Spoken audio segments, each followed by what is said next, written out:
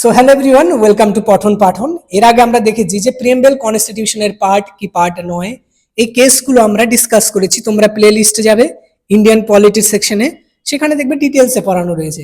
আজকে আমরা দেখব যে প্রিএমবেল তো কনস্টিটিউশনের পার্ট বুঝলাম, কিন্তু প্রিএমবেলকে না এক একজন এক এক রকম ভাবে ডেকেছে।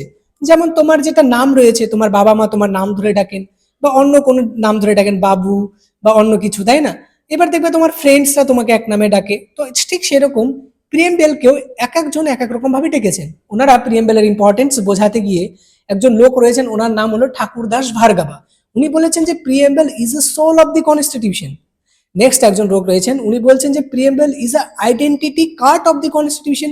তো এই যে identity card of the constitution, এটা কে বলেছেন? এটা বলেছেন এন.এ. পালকিওয়ালা।